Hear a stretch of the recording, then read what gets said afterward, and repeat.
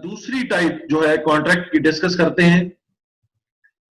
Time and material contract की type है। Time and material को यूनिट प्राइस कॉन्ट्रैक्ट भी कहते हैं। टाइम एंड मटेरियल के अंदर कौन सी कंडीशंस होती हैं उसको हम डिस्कस करते हैं। इसके अंदर जो मेन या अहम बात है कि इसके अंदर जो टोटल कास्ट होती है प्रोजेक्ट की वो डिपेंड करती है गुड्स और सर्विसेज पर जो हम एंड पे हासिल करेंगे।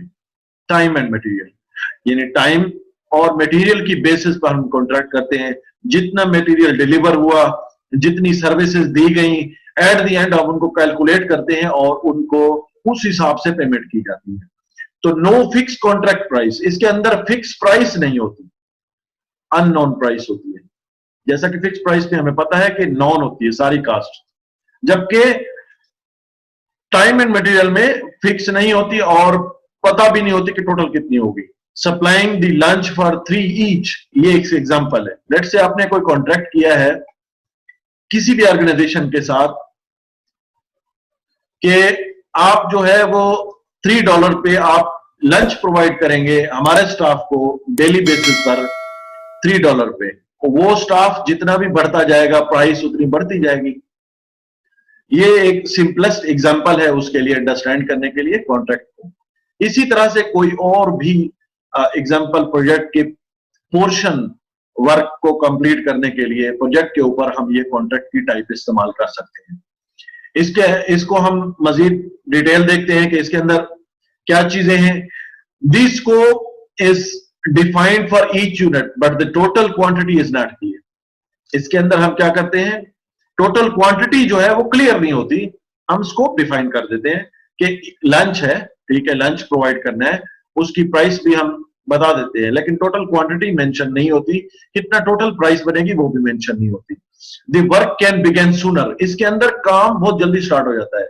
Increase the buyers risk in term of cost, तो बायर के लिए हो सकता है प्रॉब्लम क्रिएट हो एज ए क्लाइंट।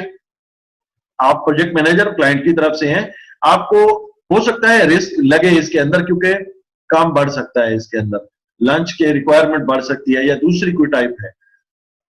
ये बेसिकली जो कॉन्ट्रैक्ट की टाइप है, हम अगर छोटा काम हो प्रोजेक्ट के ऊपर, पोर्शन हो छोटा सा वर्क हो प्रोजेक्ट के ऊपर, इस तरह के कॉन्ट्रैक्ट हम उनके लिए करते हैं। ये उनके लिए लिमिटेड टाइम होता है और सप्लाई भी उसकी लिमिटेड होती है। तो इस टाइप के जो वर्क होते हैं प्रोजेक्ट के ऊपर, उनके लिए हम ये टाइप जो कॉन्ट्रैक्ट की है वो डिफाइन करते हैं। ये सूटेबल होती है उनके लिए। तो ये आपको कंफर्म होना चाहिए इस टाइप के कॉन्ट्रैक्ट के हवाले से। इसके भी कुछ एडवांटेज और डिसएडवांटेज हैं इस कॉन्ट्रैक्ट की टाइप के, लेकिन ये जहन में रहे कि ये सिर्फ और सिर्फ छोटे काम के लिए होते हैं प्रोजेक्ट के ऊपर। Workload until signing the contract less, buyer के लिए क्या होता है, वर्कलोड कम होता है जब तक आप साइन कॉन्ट्रैक्ट नहीं करते। Duration of work is not long, छोटा होता है टाइम के लिहाज से, कॉन्ट्रैक्ट छोटा होता है। द प्रोजेक्ट में स्टार्ट क्विकली, प्रोजेक्ट बहुत जल्दी स्टार्ट हो जाता है, इसके अंदर ये एडवांटेज हो गया। लेकिन यहां पर हम मेंशन कर रहे हैं कि कॉन्ट्रैक्ट साइनिंग से पहले जो वर्कलोड है वो कम होता है।